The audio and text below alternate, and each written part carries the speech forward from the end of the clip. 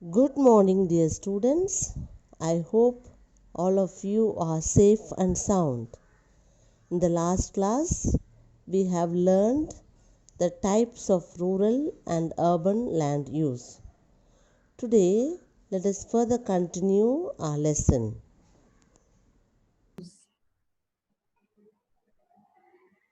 Now, there are maps that are specially prepared to show land use. These maps, which show land use, make use of specific colors. For example, red is always used to show residential land, while blue is used to show commercial land. Yellow is used to show agricultural land, and green forest areas. Now, along with these, there are some areas that lie on the outskirts of urban areas.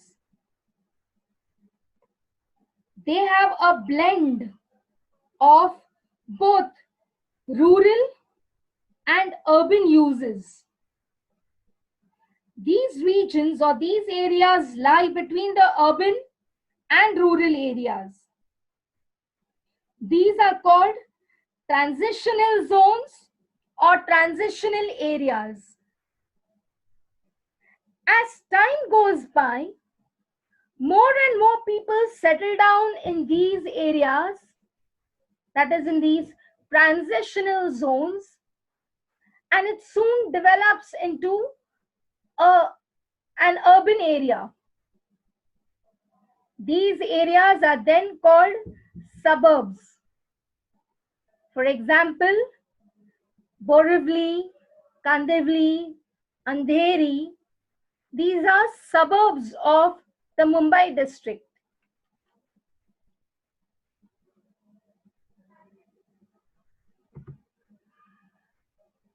After the Industrial Revolution, urbanization started taking place at a very rapid pace. A lot of people began flocking to places where industries were set up. So cities began to grow in a haphazard manner. There was no fixed place for residential areas or commercial areas or public utility areas. For example, right next to a chemical plant, you would have a hospital or a residential area. So people began facing a lot of problems and inconveniences.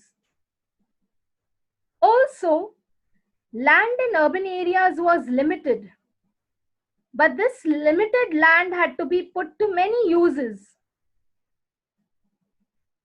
So, the need to put this land for many uses and the small areas which occupied urban areas, these were the factors that led to planning. As these cities were growing and many more industries were springing up in these cities, more people settled here. This gave rise to the thought that the cities now had to be planned very well to avoid confusion in the cities.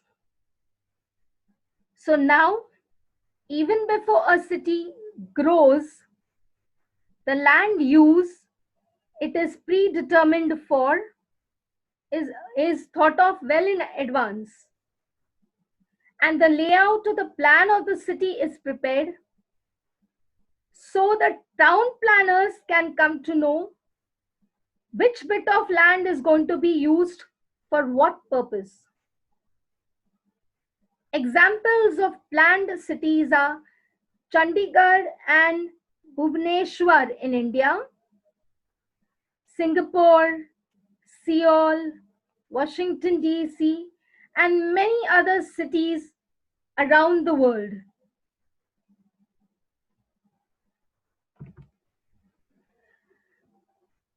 Now, in different countries and different cities and different places, land is used differently.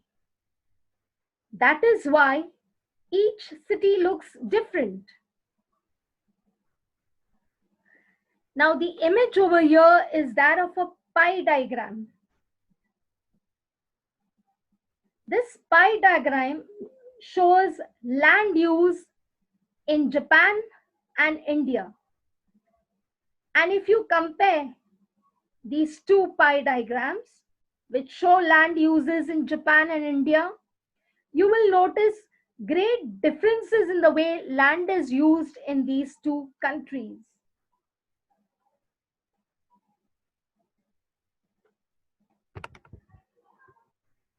Let us first answer these questions, which will help us to understand how land is used in these two countries. In which country is the land under forests more? The land under forests is more in Japan. In which country is the land under agriculture more? The land under agriculture is more in India. Considering the first and the second question, how will you relate the physiography and climate of India and Japan with their respective land uses? If we have a look at the climatic conditions, due to plains and monsoon climatic conditions, the population in India is more. Therefore, land is used for agriculture. Due to mountainous regions and precipitation in the form of rain and snow, forest land is more in Japan. Correlate the land uses in these two countries and the development that has taken place in these two countries. The land used in India shows comparatively low development because here agriculture is the main occupation that is carried out and it's a primary occupation. On the other hand, land use in Japan shows comparatively higher development.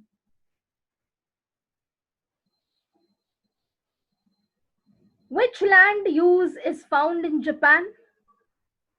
The land use like agricultural land use, forest land use, grassland land use, and other land use are found in Japan. Make a list of factors that affect land use in these countries. There are numerous factors that could affect land use in both these countries. The chief of these is geographical factors.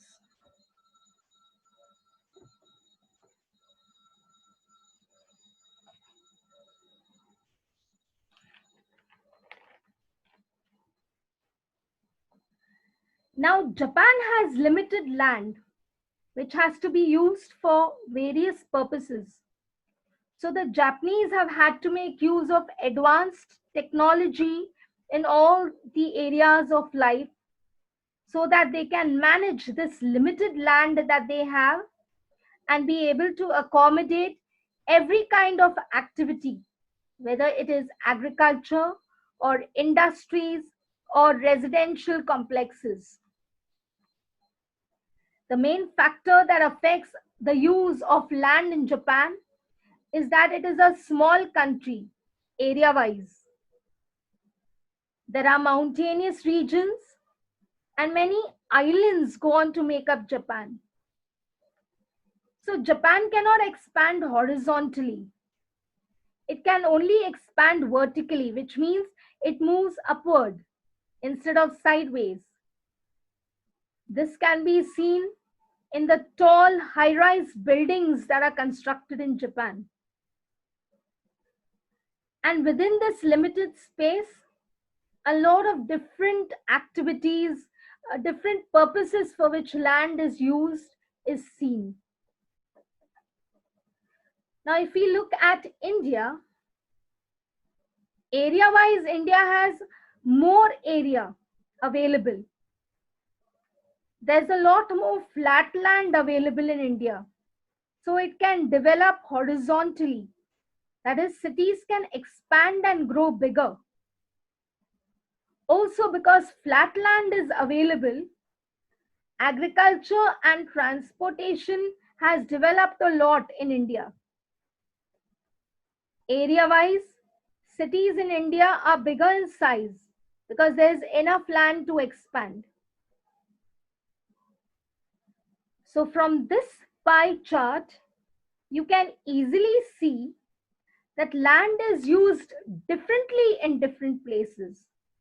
And the percentage of land that is used for a particular purpose, that also differs based on this very important factor. That is, how much land does a region have, and also geographical factors that and geographical features that go on to make up a region.